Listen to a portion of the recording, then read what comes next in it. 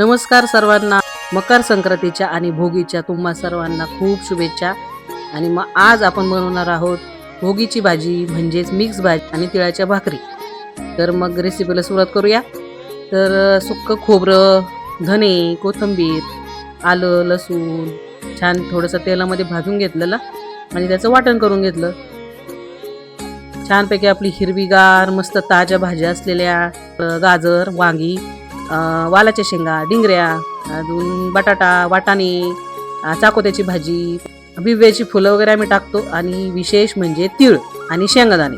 ते तेल टाकलं, त्याच्यामध्ये हळद, लाल मिरची, मसाले, काळा मसाला टाकून चांगलं तेलामध्ये फ्राय करून घेतला मस्तपैकी तेल सुटेपर्यंत. मिक्स भाजी टाकून घेतली मस्तपैकी, हिरवीगार कशी सुंदर दिसते बघा. तर छानपैकी फ्राय करून घेतली. इतका छान सुगंध सुटलेला होता ना, वा वा वा वा, मस्तपैकी छान. असं वाटत होतं लगेच खावं का काय, तर नाही, लगेच तर नाही खाल्ली मी.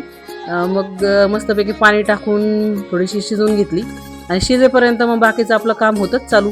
त्याच्यामध्ये आपल्याला तिळाच्या भाकरी मेन म्हणजे बनवायच्या होत्या आणि नैवेद्य पण बनवायचे होते.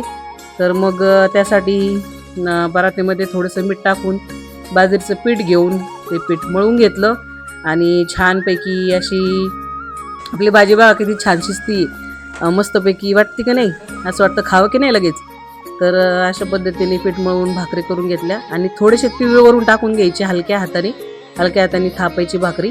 आणि बारीक गॅसवर आपले छोट्या फ्लेमवर भाकरी भाजून घ्यायची, कारण की तीळ असतात ते जळतीन म्हणून, भाकर करपण म्हणून थोडेसे हळूहळू हलक्या हाताने हलक्या गॅसनी आपल्याला भाजून घ्यायची भाकरी. आणि अशा पद्धतीने मी तिळाच्या भाकरी आणि खेंगट म्हणजेच आपली मिक्स भाजी करून घेतलेली आहे. आणि अशा पद्धतीने मी भोगीची रेसिपी बनवलेली आहे.